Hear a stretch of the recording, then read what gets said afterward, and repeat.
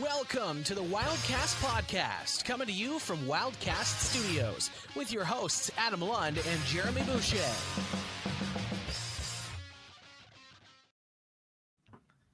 Welcome to Wildcast Studios on Rogers TV for another episode of the Wildcast podcast, playoff edition, your unofficial voice for all things Moncton Wildcats, presented by Alpha's Appliance Solutions, the premier destination for all KitchenAid, Whirlpool, and Maytag appliances in Moncton. Right now, they got the Gen Air Luxury Redefined event. Save 15% when you purchase any 2 or 3, 20% when you purchase any 4 or more qualifying Gen Air products. Qualifying purchase must be made between now and April 30th. For those and any other deals, go to appliancesolutions.ca.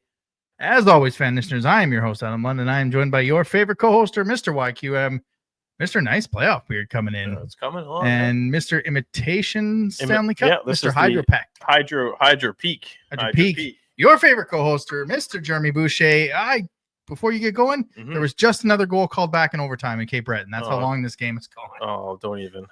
I'm still trying. How are you doing in terms of recovering from that? To recover from that night. That was absolutely absurd. You know what's funny about that?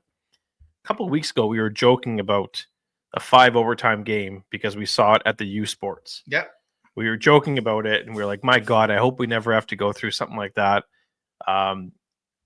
Emotionally, we didn't have to go through it, but the fans of Cape Breton and Baie-Comeau certainly did, and we just were kind of. I was into it. I was into it as well. Yeah. At the same time, I was, extremely squinty eyes. I was trying to stay awake as much as possible. I probably went through half a liter of coffee cream, and I will say, I'm shocked that he was awake for the whole thing. And I said that to Layla. I was like, I don't think Jeremy made it through because we generally chat during other games and stuff going on. And at a certain point, the chat stopped. And that's generally when I know you're probably in bed. I was in bed. My phone was just to my side. I kept hearing it go off. I'm just like, no, I cannot. You're watching it in bed? Yeah. Oh, okay. Yeah. And then eventually I was like, you know what? Something's going to happen. I'm going to end up screaming and waking up Megan. So I'll just go out in the living room. Yeah. So I slept on the couch that night. And I think I left my phone in the bedroom. So anyways, yeah, still trying to recover. It was, that was a long night. Yeah. It was, I put the baby to bed at 7:30 and I came upstairs with 3 minutes left in the 4th overtime. She hadn't waken up until then to coming around the corner down the hallway to Layla going, what are you still doing awake? Because I've been watching a lot of WHL playoff games, so I've been up till 12 or whatever and get up with her. And I was like, yeah, Cape Breton and Baie-Comeau are in the 4th overtime, and it's still going on. So here's the baby to feed. I'm going to go grab the iPad, put the game on the iPad on mute in the baby room, watching it while she's feeding, on the change table. And then she was done during the intermission. Picked her up, started rocking her, and I'm like, well, this is either going to happen while I'm rocking her or it's going to give me the chance to put her to bed and go back downstairs because I had the 3 games on. And like I was saying to Pat, who graciously read it on the broadcast, it outlasted WHL games. It outlasted 3 WHL games. It's crazy. And I think it ended 20 minutes before the last WHL game or something like that. They were going into 3rd period. That's wild. In the Pacific time zone. So those games start at 11 o'clock our time. Wow. And they were going in the 3rd period. And I find myself, I don't know if you were, I was going back and forth on who I wanted to win during that game. I was like, okay, all right, we got Baie-Comeau. Cool. Okay, I wouldn't mind Cape Breton getting this. The home fans, they deserve it. Oh, nice. Baie-Comeau won. Cool. All right, I guess that. Okay, now we're getting into the 4th overtime. The building's still full. I think I want them to win for the last game, the fans, and I'm just glad it was a good goal. Yep, I agree. I just breakaway. None of this dirty stuff that needed a 10-minute review. Just get out of here, shut the TV off, let me go to bed. I did tell you before we started recording, I was like, if this goal comes back on an offside because they review it, I'm out. I'm going to bed. I can't do 4 disalloweds, but you messaged me, this is historic. Yeah, we might see 5 overtimes, but we're never gonna see three disallowed goals in the overtimes again. We might see 5, but hopefully we don't see it. Hopefully we don't see it here. How's the baby update? Yeah, everything's going well. We got a crib for free over the weekend, which was awesome. Moncton Buy nothing. Buy nothing. Love that group, man. Some mighty good finds there, or you can end up with some interesting. A quarter of a cake. Yeah, here's half a cake that my family decided not to eat. So who wants it? Or the other one you shared me. This is the picture. They made the wrong Starbucks. I don't like it. Does anybody want it? They messed up my Starbucks order. Anybody want it? What? Like, no. I love that group. Just take it to your work and give it out Yeah. there. Don't put it on Facebook. Oh, God love my Good Lord. God love my wife. She put together the car seat and stroller all by herself today. Yeah. Couldn't believe it. I went and hopped in the shower. Next thing you know, she's working on it. And then by the time I dried myself off, she had the thing finished. How's the efficiency of said stroller? It's Yeah. got a good push to it. Yeah. Seems to hold up pretty well. Now we just make sure hopefully the base fits in the back of my car, which is kind of a hope. Yeah. Eh, I still haven't small. put the base in my car yet. Oh 'cause no, okay. Good. I'm pretty sure it'll fit, but I'm just like, I like taking the new car every now and then. If I have to, eventually I will. But yeah, no, it's that's good. That's good that you're almost there. It's now what, 5 weeks? We are in. When this show comes out, we're going to be down. We're going to be in the 7 weeks and 6 days. Ooh. Yeah, she's coming. I shouldn't say she's coming. He's coming. It was at 37 weeks, like full term or something like that. So yeah, 40 weeks is full term, but yeah, usually it's 38 to 37. I think they're fully developed. Yeah. So, anyways, yeah. I told Megan, I was like, if you're 2.5 weeks early, it's perfect because it falls on my birthday. You're good with sharing your birthday? Absolutely. Okay. Yeah. That's the Only that's because the one thing I did not want. Only because Avery, Megan, and then my sister, my dad, and everyone on my dad's side of the family is either November or December. So I have nobody. Yeah. So I just want somebody to kind of have a birthday with, and there we go. I wouldn't care. Wouldn't bother me at all. I think it'd be great. Yeah, Layla wanted nothing to do with February because she's got me, she's got Valentine's Day, she's got her dad, her brother, and her other brother, and I think a couple friends. So she wanted nothing to do with February. And I don't like to share my birthday at all. I was like, it's my day. That's my day. Yeah. But obviously, I mean, because that's Kiva's date was February 7th. So I was like, oh, that's awfully close to my birthday. But we kept the January one. But yeah, no, it's again, I say that, but if it actually happened, I don't. At least my birthday would get a party. Yeah. Right. Like I'm not getting parties now. So at least my birthday would get a party. But yeah. Wait for the 2-month regression. They go in stages. Oh yeah. They're called leaps. The way they're learning new skills. We're in leap 2. Oh my fudge! This kid hates naps. Hates daily naps. Like, girl, there's no one stopping you. You're not missing a thing. Hates it. But at nighttime, 7:30 to 8 o'clock. Knock on wood, she slept till 2 a.m. I said to you the last night, so I guess it would have been Sunday night. She went to bed at 8 o'clock. She woke up at 3:30 in the morning, fed, and then went back to bed and didn't get up till 7. So one wake up, like it's getting there. But once you go through the regression stages where they don't want to be cuddled, they just want to fuss. Oh my, forgot about that stuff. I'm ready for it. Yeah. I thought I was too. But yeah, it's a good time. But as always, don't forget you can follow us on the social medias: Twitter, Moncton Wildcast, Instagram, Wildcast Podcast, TikTok, Wildcast Podcast, as well here on YouTube. Don't forget to like and smash the subscribe button.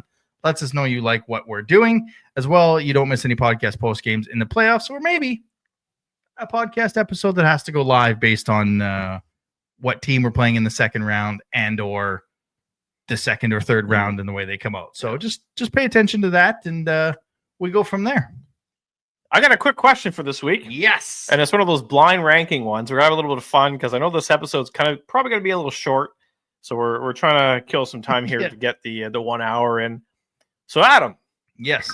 Blind rank these condiments without knowing which one comes next. All right. So how many are there? There's 10. Oh, Jesus.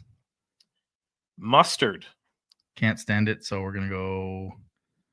I've seen enough of these to know that there's going to be something I don't like. So I'll go 7 because to preface this, I eat like a 9-year-old. So I don't like anything on my burger. So if I get a burger with mustard, I'll try to scrape as much as it off. I do like honey mustard. So I'm going to go with mustard at mustard at 7. Frank's Red Hot Sauce. 10. Ooh. I hate hot stuff. Can't stand it. Soy sauce. I don't mind soy sauce. I'll put that at 4. Barbecue sauce. 2. Ooh. Do you know what's coming next? Yeah. Okay. Yeah. Ketchup. 1. That is my go-to meal. Like I said, I eat like a 9-year-old, so it's can I get a burger? Just ketchup. Only ketchup. Ranch. That's gonna slot into 3. Actually, that would have slotted into 2, but that slots into 3. Relish. 9. Ooh. You're not gonna neck that. Tabasco. It's still that's gonna go 8. It should be 9, but yeah. Regular mayo. I'll go 5 because I will have that on my Burger King burgers every now and then. And your number 6 will be spicy mayo. It's not bad. Not bad. Not bad. Not bad. I like that. That was fun. I'm a bit surprised you're a big ranch guy. Oh, I love anything with wings. Big ranch guy. Yeah. Are you a blue cheese or ranch? Oh, blue cheese. Because okay. Blue cheese. That's the Sure. big debate. Yeah. Blue cheese for sure. Funny story about blue cheese. Again, this is their sauce killing time. Welcome to the Welcome to the Hot Tap Podcast. Back in the day when I was working at McDonald's, they had these. They came out with like it was like oven baked sandwiches. Yep. And one of them was a buffalo chicken that had blue cheese on it. And the first one I ever served to a customer, they ordered it, but they didn't know that it was blue cheese. So they brought it back thinking the cheese was moldy. Said, well, no, sir, if you look at the menu board, it clearly says blue cheese. That's amazing. There you go. That's blind ranking condiments. Maybe Adam will have one for me next week. Well, yeah, I can find a blind ranking for you. That's no problem. I will say it is Masters week. So do you want to pick your Masters winner? Do a quick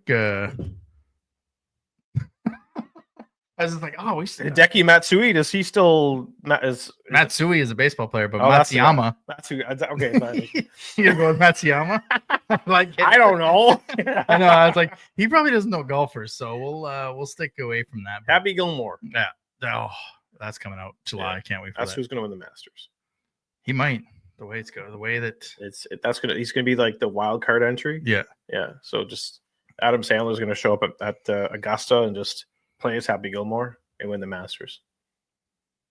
I mean, did you know that in the Open course in Scotland, like the very first place that golf started, if you get up and you can get up and go at 2:30 in the morning, 3:00, sign in as a single. And then if somebody doesn't show up, you get to play that course. Because it's almost impossible to book tee times for like a single, basically, or groups of two or whatever. So those deep dives in TikTok when you're doing absolutely nothing. And there was a guy that got up at 3:00 in the morning for like 11 days straight. And on the 11th day, he got to play. Wow. So you're just sitting there hanging out at the old course, hoping that somebody doesn't show up. And I was just like, that is dedication. Like, I would love to golf that, but I'm not getting up at 2:30 in the morning to golf. I wouldn't either. No. Like, I can't even stay awake till 2:00 in the morning. Hey, you did a pretty good job in I think that's probably the Saturday second time in a year where I've been up past like 1:00 in the morning. Never. It does not happen very often at all. No, it does not. Usually that's why we're good at covering. Well, we were good at covering Pelche in Calgary because you would get the morning stuff and I would get the late night stuff, which I might stay up to watch Olivier Rodrigue make his first start on Monday. But let's be honest, Rogers signed a new deal, and it's going to be blacked out. Probably. Speaking of killing time, let's look at some OHL playoffs, man. Oh yeah, we're gonna do that. Yeah, we got some OHL playoffs. So we have round. So how do we do in round one? So you got. I don't even want to know. Brantford, you got the Colts right, you got the Frontenacs right, and you got the Steelheads wrong. We both got the Steelheads wrong. We got 3 of 4 in that conference, and the other one, we both got London, both got the Spitfires. You took the Rangers, I took the Rangers. You took Saginaw, and I took Erie. So damn it, you got 2 wrong, I got 1 wrong. So we have we got London taking on Erie. I got an eerie feeling about this one for the Otters. Well done. I think maybe they can come back in Otter season to try their luck. So I'll take the Knights in 5. Okay, I will take the 2 puns in one. That was well done. That's not bad. I'll take the Knights in 5 as well. Then we've got Windsor against Kitchener, Good and I think this one series. goes I think this one goes the distance. And I like Parsons and Kitchener. I like that goaltending, so I'm going to go with Kitchener in 7. Just because I'm not a huge Windsor fan, Mhm. and I think Kitchener would pose a bigger threat to London, I'll take Kitchener in 6. And then we've got Oshawa taking on Brantford. And I underestimated Oshawa. But I'm going to take Brantford in 6. Okay.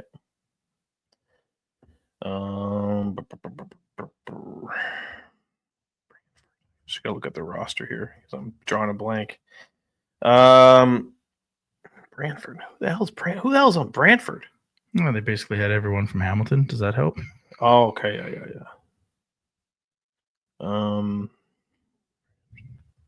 Who is it? Oshawa and Brantford? Oshawa and Brantford. Yeah, they got Bulldogs. Yeah, they got Nick Lardis, who scored 60 this year. Okay, yeah. Jurassic. Florian Jackeye, the brother of yes, yeah. Jackeye. Cole Harbour's Aiden O'Donnell. Yep. Cole Brown, New Jersey draft pick. Thomas Vanacker. Barczyk. Yeah, Reese and Leanders. Yursek. Yeah. And in goal they got Leanders. And they're against Oshawa. Oshawa, yeah. Ooh, I might have to I like Leanders, so that's why I'm. Yeah, I might have to take Oshawa. I might have to take the Bulldogs in this one. Let me just. I mean, Oshawa's got Jacob Oster, who's been dynamic for them. Andrew Gibson, who's Are you taking Brantford? I'm taking Brantford in 6. Yep. Bennett Seneca for Oshawa. You know what? I'll take Windsor. I'll take Oshawa actually. Yeah, I'll take Oshawa. They got Barlow in 5, 6, 7, 6. I feel like these are going to be some good series, and then the one Barrie and Kingston. Ugh. And I want to take Barrie here, but they just didn't impress me in Niagara. Like I watched all the games against Niagara, and we'll talk about a team that didn't impress in the playoffs. We'll talk about them here in a little bit, but I'm the same. I wasn't impressed with. I think one of their wins was because Niagara was caught at a movie theater doing stupid stuff. Yeah. And so they only played 2 lines in each period, eh? They played the first line and the second line, and then 2 other lines were on punishment. And then they switched the 2 lines in the second and third period so the other kids could play. And the other ones were punished. And their starting 20-year-old goaltender didn't get to play the first period. Yeah. So they were down 3-1 to a kid who played, I think, 5 minutes total. Like I'll play favorites in here. I'll do Barrie in 7. Clinch it on home ice. I got Kingston in 6. Okay. From a sold-out Saddlet Center in Barrie, Ontario. Good rink. I do enjoy it. In the Eastern Conference in the WHL. Ugh. Yeah. Calgary. Yep. So you got Calgary Lethbridge. That's so far the only series that's determined. Calgary Lethbridge, because they reseed based on points going into the second round. So like I couldn't figure this out, how they were already determined as a matchup when Prince Albert and Edmonton is going to 7 games, and that determines it should be Prince Albert Calgary if Prince Albert wins, or Medicine Hat Edmonton. He's like, Dustin Forbes, shout out to him from Lethbridge. He's like, nope, they reseed based on points in this. Like, so if you win your division, you get an easier first round, and then it's reseeded by points. I was like, okay, that makes sense. Cool. So Calgary, Lethbridge, I've got Calgary in 6. Yeah, same. I don't think the opponent matters for Medicine Hat. I've got them over Edmonton in 5 and Prince Albert in 5. Actually, it doesn't matter who. I'll just put Medicine Hat down for both of us. Yeah, I can't wait for that Medicine Hat Calgary series or Medicine Hat Lethbridge. Like, I won't be upset if Lethbridge wins, but I think Calgary and Medicine Hat, they played some dandies. Yeah. In the Western Conference, no idea, because Everett and Seattle are going to Game 6, and Prince George. Everett. Yeah, I think Everett's going to win. Prince George and Portland's going to Game 7, the first time in 23 years for Prince George. Wow. In a Game 7. So Everett would play the Prince George Portland winner. It doesn't matter who. Everett in 5. Here's my upset. Ooh. I'm going to take either Prince George or Portland over Everett. Okay. Again, I've seen a few Everett games against Seattle. Seattle's been able to push them. I'm going to take one of those two teams. And then you got Victoriaville and Spokane. You said Everett in 5, right? Yeah. I'm going to say I'll take Spokane. PG or Port in 6. And you'll take it in Spokane? That's what I'm taking. 6? Sure, why not? What do we do? We both got the hat. We won't know the Raiders. We got Lethbridge Canes on that one. And we both took the Tips in 4, so we don't know on that. We got the Royals and the Chiefs. And we both took the Cougars. So, yeah. We're a big fan of the Cougars. Yes. Or as they're now known, women our age. All right. All right. Let's get into some news and notes from around the queue. News and notes from around the queue. News and notes from around the queue presented by Integrity Lawn Care. Check them out on Instagram or give them a call 506-866-8218 or email them at integritylawncare@hotmail.com. Student Athlete of the Month for March were named. And for the Wildcats, it is Dylan Gill. Nerd. And you've got some news before we get into the rest of round 1 in the queue. So some news that popped up today. It's not necessarily very well known, but I think it's a story that could be one to follow. Freshly, obviously, Bathurst was eliminated by Chicoutimi. Mm-hmm. So their on ice is done. However, off the ice, they are finding themselves in the courtroom. As former general manager, now current general manager of the Screaming Eagles, Sylvain Couturier, is suing the Acadie Bathurst Titans for wrongful termination. He's seeking damages for lost wages, possible performance bonuses, costs related to the court proceedings, and any other fees that the court may deem appropriate.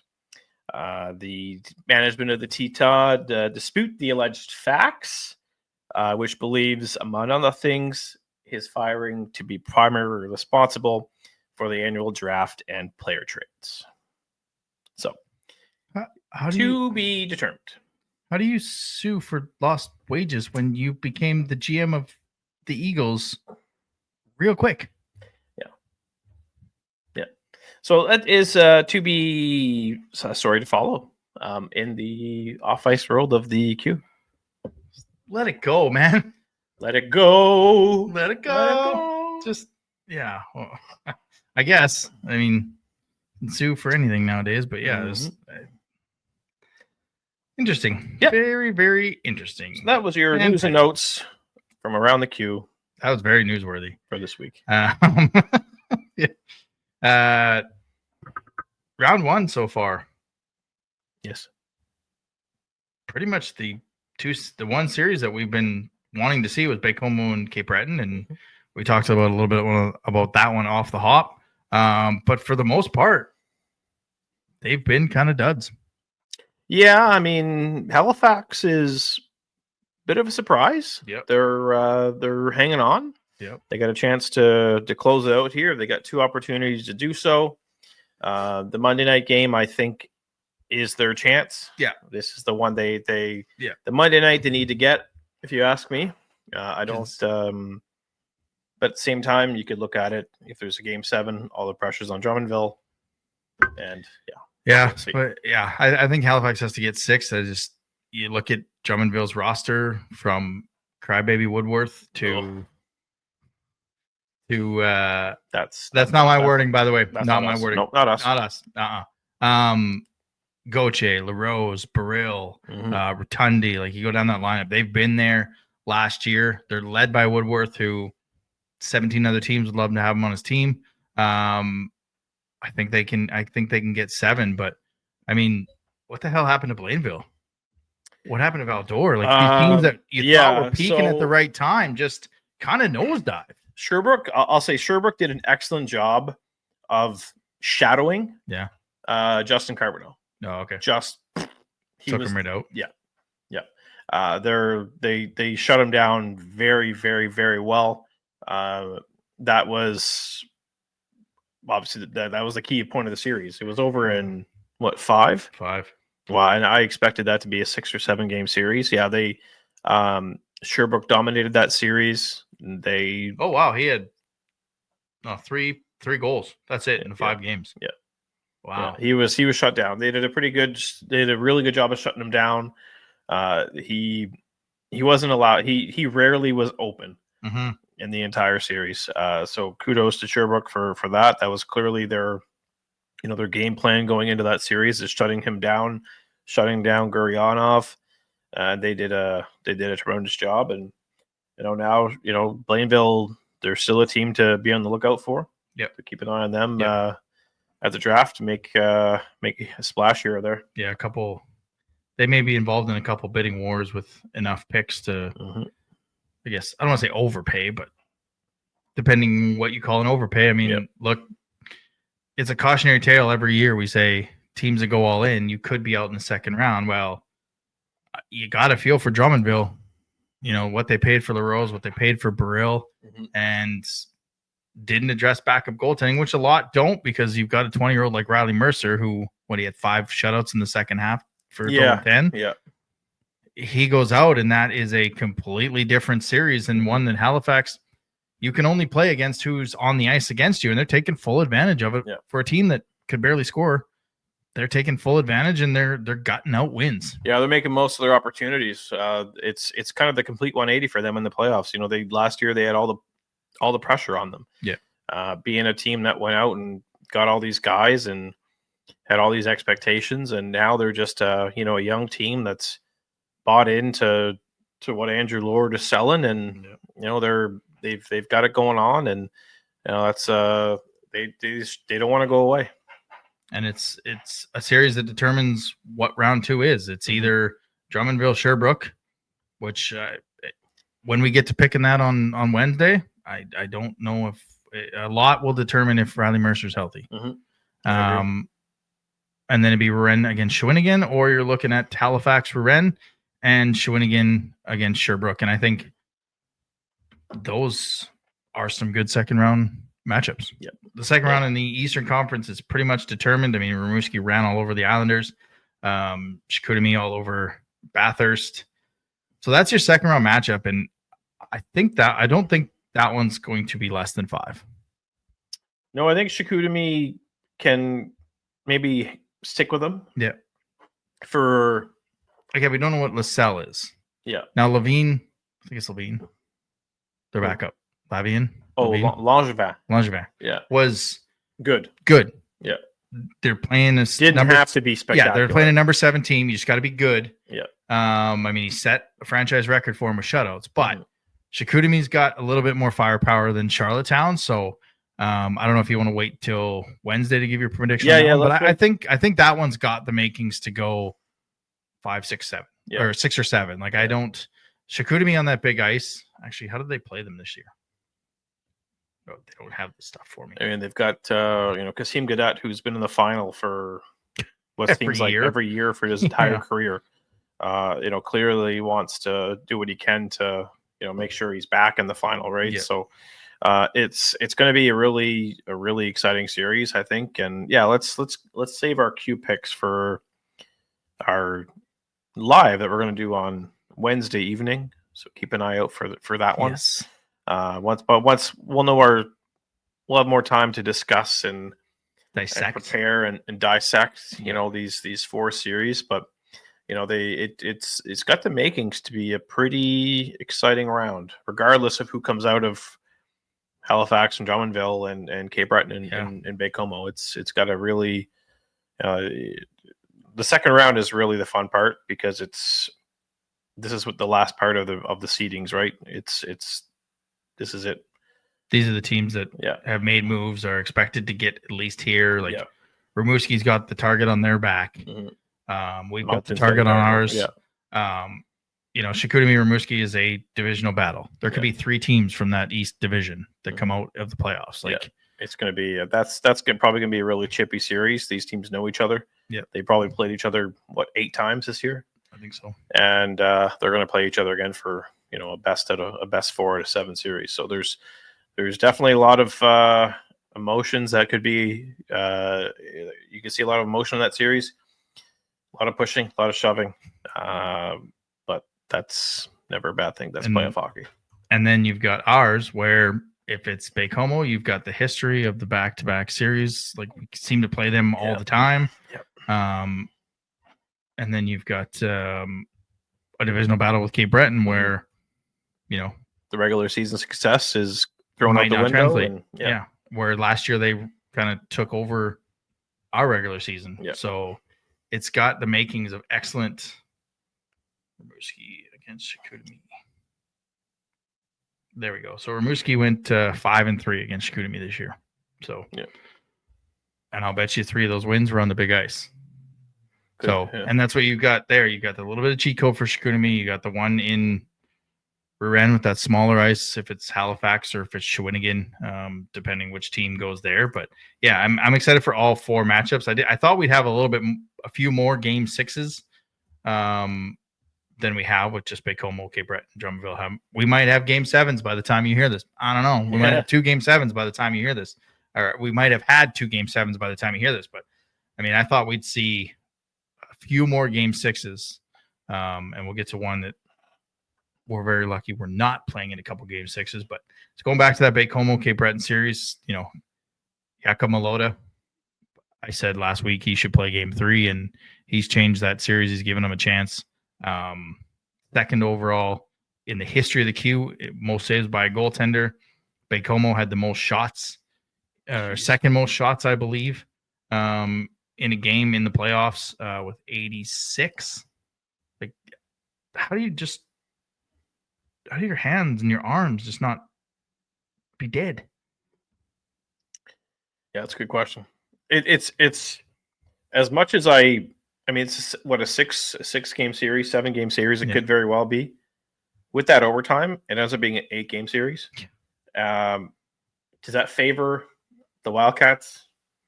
Maybe it's an extra game that these teams had to play that they weren't expecting to play. So you're looking at that series, and if it ends on Monday, Baie-Comeau is going to have 3 days to prepare to get into Moncton for Thursday night. Yeah. If it ends on Tuesday night, same thing. It's going to be 3 days, but then you still got to travel. Yeah. I mean, you got to fly here. They've got to fly here, right? And Cape Breton, if it's Cape Breton, they've got to fly home and bus here. I would bet that Louis, when they won that game, he went in and said, "Pack enough for Moncton. We're going to Cape Breton. Pack enough. We're not coming home." As a motivational tactic, like, we're going to go in there, we're going to win the next 2, we're going to fly to Moncton, and we're going to punch them right in the mouth too. That would be a tactic I would go with. We're packing for the road, boys. It's a 5-game trip. Maybe. Pat McNeil really wants to win this. I was talking to him. He really wants to win this. And I'm going to bring it up again, just because this is our plea.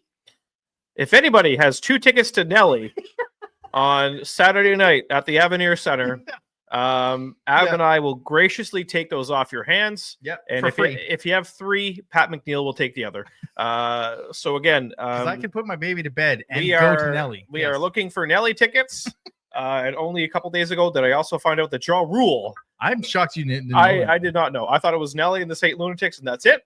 It is jaw rule. The worst part is Eve only plays the second half of the tour. She's not on the first leg in Europe and in Canada. I was like, Eve would have been so good. But so yes, to make sure we get this into this episode, if you have 2 tickets or you're willing to donate 2 tickets to the Nelly concert, Adam and I will graciously take those off your hands. We are broke ass dads, and we are, as much as we love Nelly, not willing to. Well, we're willing. Yeah, we just don't want to. We'd rather consume alcohol. Yeah. And hey, you might actually, I could probably guarantee said person who donates will be a stick tap of the week. Absolutely. Yeah. If Alpha's Appliances will allow us to use their suite for said concert. Yes. Oh, yeah. That'd be awesome. That would be pretty good. Yeah. I could bring the baby up there with their little headphones and she could sleep on the couch in the back. Yeah. That'd be sweet. Yeah. So, and speaking of Pat, he wants to go to Nelly. Yeah. Shout out to Pat for doing 5 overtimes and entertaining. Like his energy from in overtime 3, 4. I didn't hear 5, but 3 and 4 was the same as it would have been in game 3, game 18, game 1 of the playoffs. Like I said to Jeremy Fraser, I joked. I said, that's probably a record for the amount of times Pat said, you're listening to Cape Breton Eagles hockey on Kubota, whatever he says. CJCB? Yeah, you're listening to Kubota, Call to Kubota Eagles hockey on CAJCB. Like how many times he said that had to be a record. But I said this to you before we get on to our team.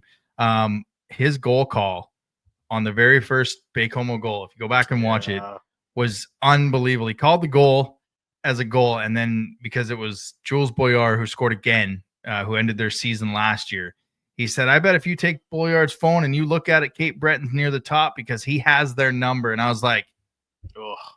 And then it got called back, and I'm like, oh, man. Like that was, to think of that off the fly, absolutely perfect. So the soothing sounds of Pat McNeil. The soothing sounds of Nelly on Saturday night at the Avenir Center. We would love to go to. Absolutely. So again, anybody who has tickets that are willing to donate them to Adam and I, we will take those. Weekly Rewind.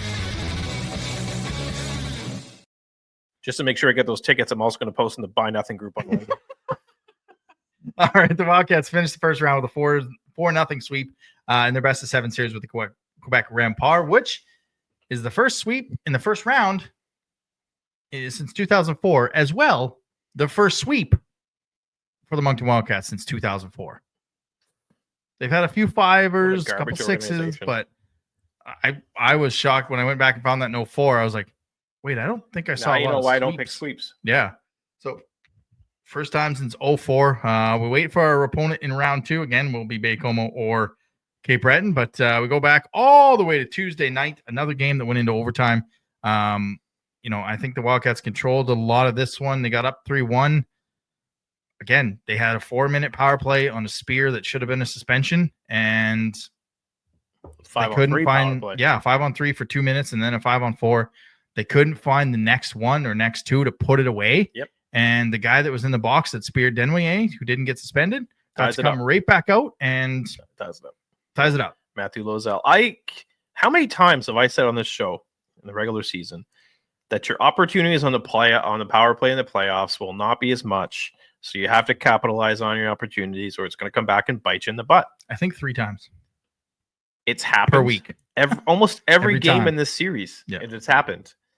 I will say, their looks are a lot better in the playoffs than they were in the regular season. But they're just not converting on those opportunities, and it's they gotta get. And they went 2 for 6 in that game. I think they're at 30% on the or 26.7% in the playoffs, but it's not the ones you need, and that's the one you needed. And I said, time. Yeah, this the timely opportunities.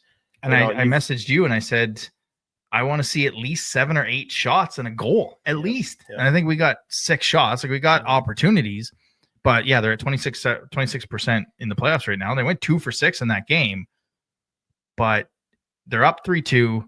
He takes a 4-minute spear. Yeah.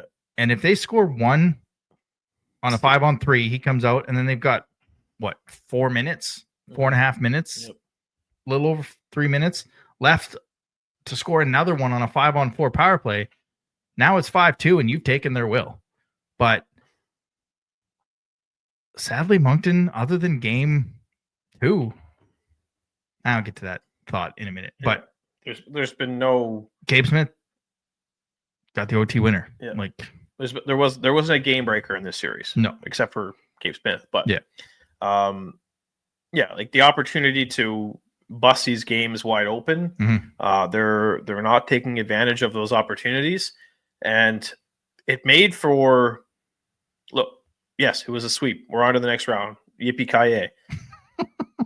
But it was a much closer series than it should have been. Mm-hmm. It caused my heart rate to go through the roof on it when it shouldn't have gone through the roof. Yeah. And I said, if Quebec has a chance in this series, the offense goes through Cote and Auger. Yep. Who had probably 90% of their scoring. Cote and Auger. It's exactly what we said with Duma. Yeah. Duma. It's so they've clearly, and I know they can play better. Mm-hmm. They're probably their best. Game 2 is probably their best effort. Mm-hmm. And the first 20 minutes of game 4, maybe, yep. Right? The OT in game 3. Yeah. They came out and they outshot them 8-4, but I think they outshot them like 6-1. Like every time Gabe Smith was on the ice and his line was on the ice, they were in the zone, cycling, moving the puck around. They were not letting Quebec get to the puck. And can we go back to that goal though? Because there was a Quebec zone entry, and I think it was Auger, and he was trying to get it across the ice to Cote, and Gill intercepted the pass, and that's what led to the breakout. So as much as we want to give credit to Smith for doing his job and driving the net, and that play doesn't happen if Gill doesn't intercept that pass. Yep.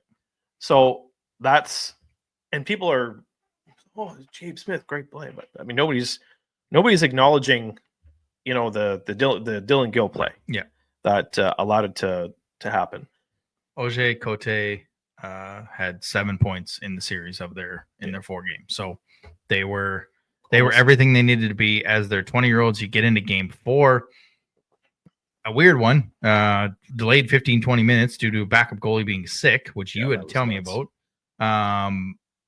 And we talked about how they haven't taken a game over. They need to control a game. They did it in overtime. We messaged each other before the game.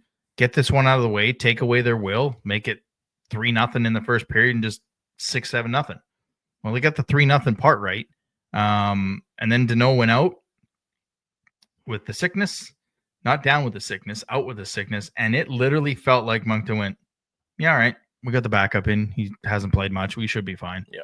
And Cote, Auger, Cote. Yep. But this game, they got the power play goal and they needed it. Alex Mercier got it with 4 minutes left to make it 4-2. Yeah. As opposed to 3-2, and who knows, it's going to overtime again. Yeah. So they didn't get the first game. They got it in this one, but again, 1 for 5 on the power play. Like, you're not going to get those, as you've said, in the second. Like, Quebec was dragging this thing down. They were playing, I don't want to say they were playing greasy, so which was causing more penalties. So Moncton had to take advantage of that, and they went 1 for 5, but the one they got was the one they needed to extend it, and they didn't have to go to overtime. I just, again, happy they got out of it. Yep. Sweeps are good. More time off. I know this team can play better, and I know they can play better. I just hope they can get it together, for this second round, because this is, it starts to, the games only get tougher now. So I'm looking forward to being back at the rink either Thursday night or Friday night. Yeah.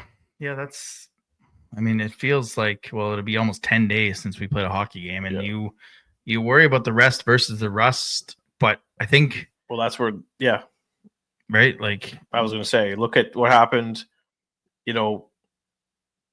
we got that 7-game series against Baie-Comeau, double overtime, emotional win. You go into Halifax 2 days later and steal game 1. Yep.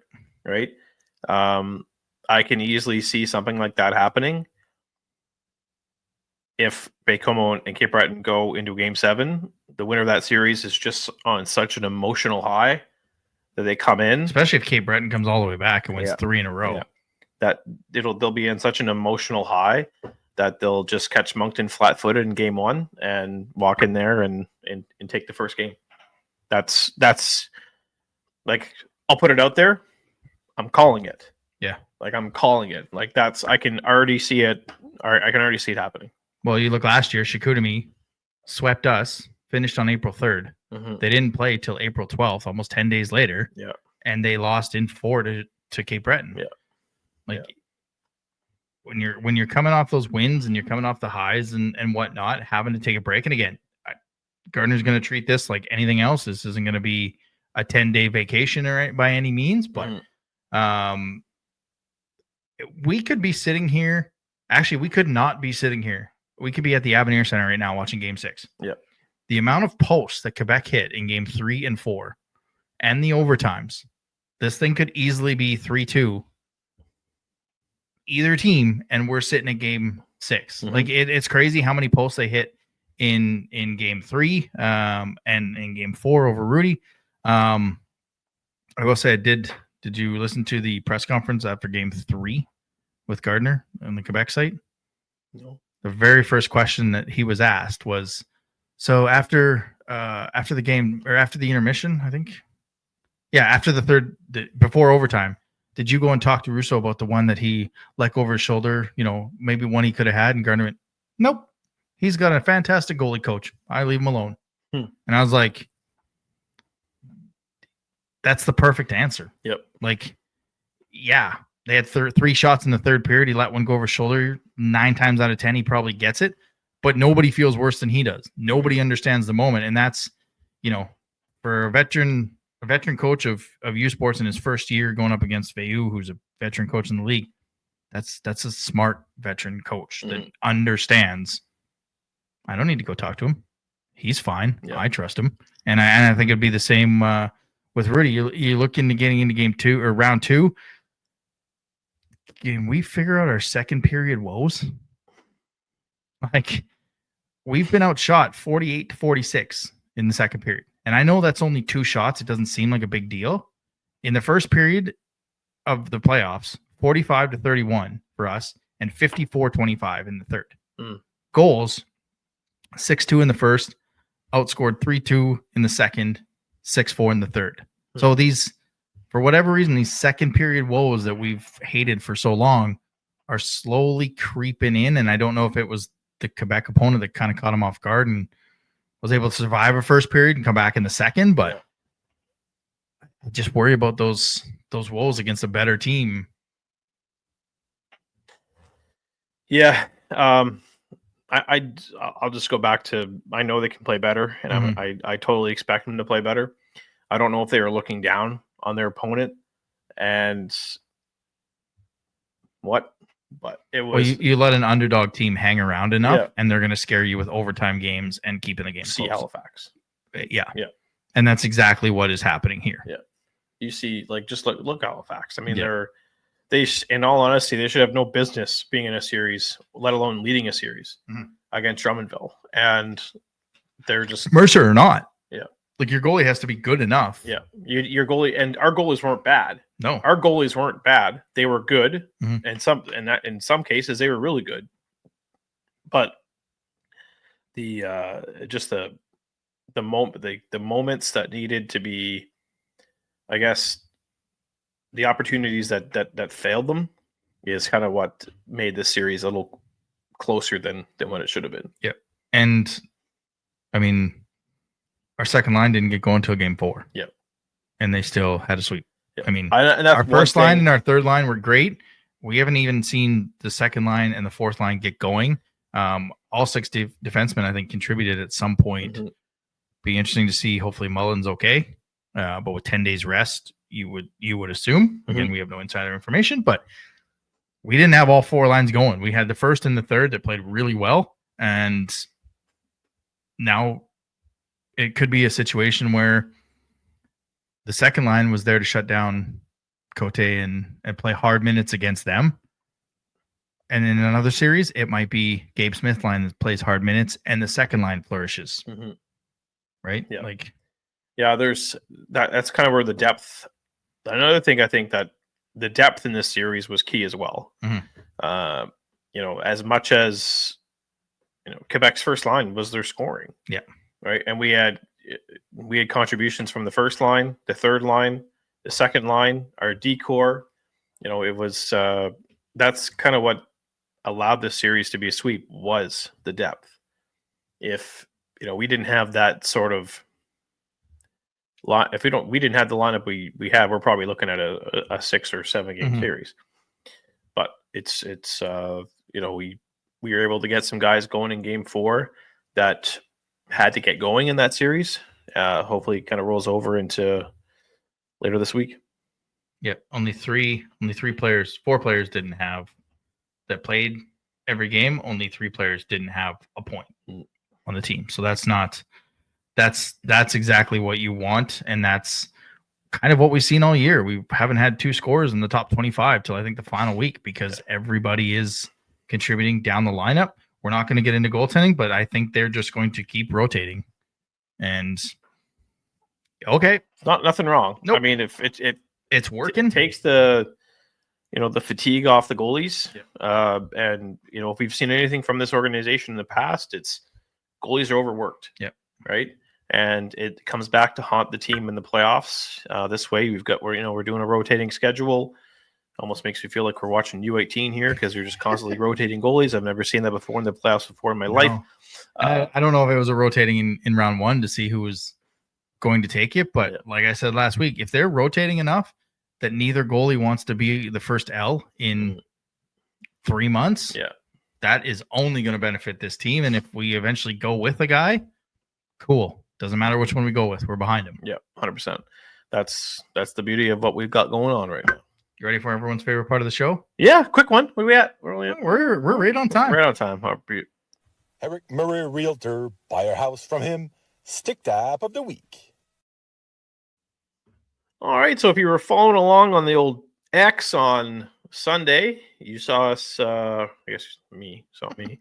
I was under the controls on Sunday, following the Atlantics, the U18 Atlantics. So shout out to the Moncton Flyers, who will be representing the Atlantic region at the TELUS Cup. If you would have told me that at the beginning of the season, I would have called you crazy. And I'll explain why. They've got an extremely young D. When you have 4 15-year-olds and then 2 returning defensemen, you know, you're probably not going to do very well. But look at their coach.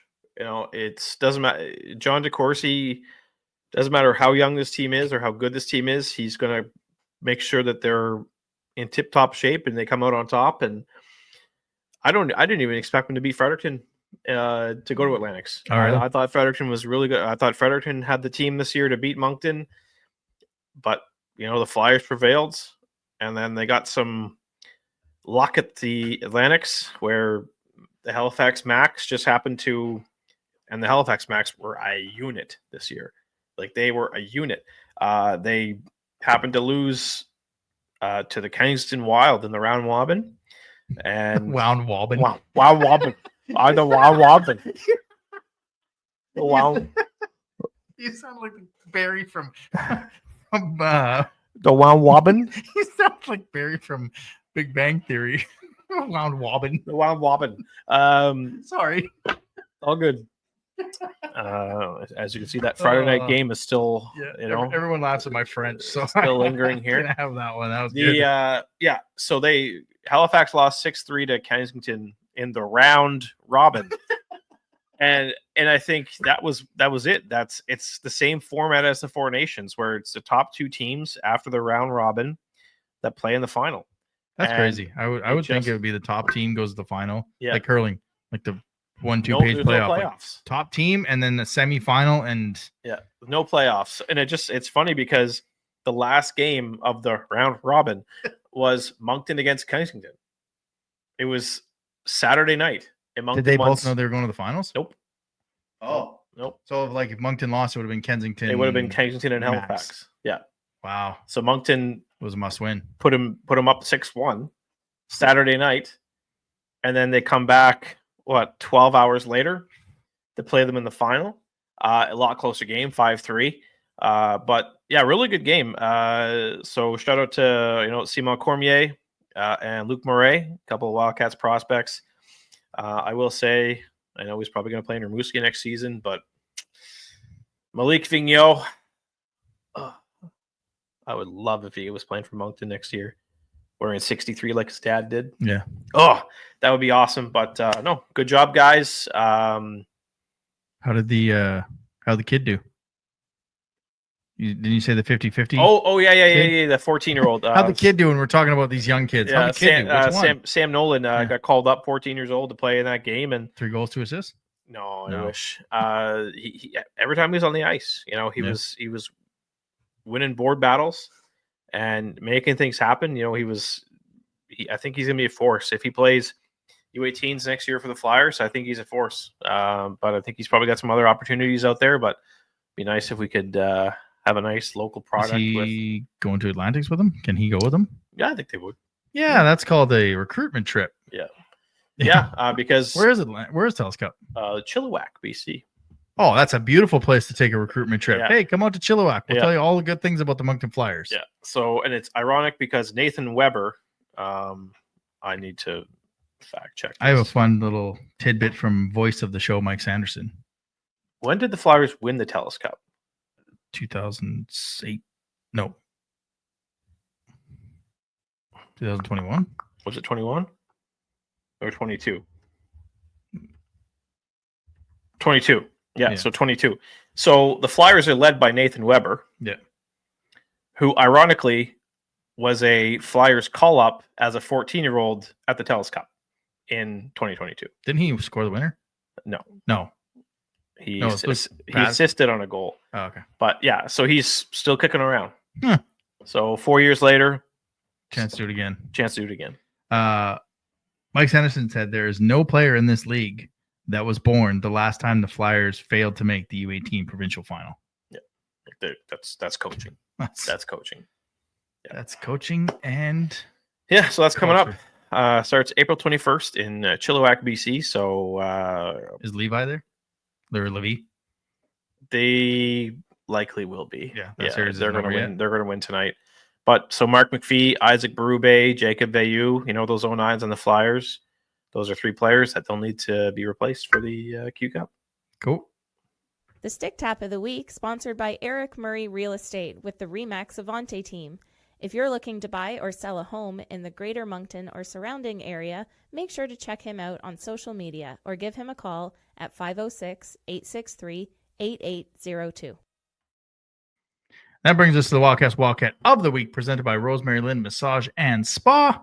Right now, they've got the teeth whitening available, booking at $85. That includes 3 15-minute sessions in your service price. You can add another 15 minutes for only $20.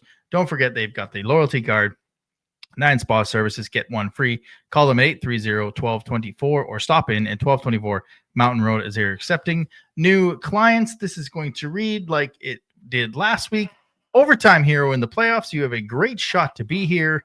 3 goals in 2 games. It was an easy choice, but it's not a copy of last week. He's pretty much been the best player for the team. And this right here, this is Big Gabe, and he's 7 foot tall, and you can't teach that. Realest guys in the room. How you do? You need to cut that for a GIF for every time he scores and audio that so that it goes on there. Using his size and his speed when needed, like I said in the overtime, like every time his line was on the shift in the overtime, they were in the offensive zone, cycling board battles, winning everything they could. Your Wildcast of the Week is number 9, Gabe Smith. And that'll do it for this week. again, we really wish we knew who we were playing, and that's the part of doing a podcast on recording on Mondays when game 6s and 7s are on Mondays and Tuesdays. But we're going to be back Wednesday live here on YouTube with a preview of the other series. We're going to make our picks in the other series as well, more so focus on our series.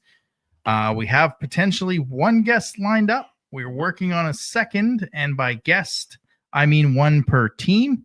So whichever team wins, we will have a guest on, is what we're hoping, so we can preview that series and keep that going for us. But yeah, that's it. That's all. Enjoy games. I hope you enjoyed game 6s and or 7s. For Jeremy, I'm Adam. See you next week. Thanks for listening to another episode of the Wildcast podcast. Follow us on social media at Moncton Wildcast.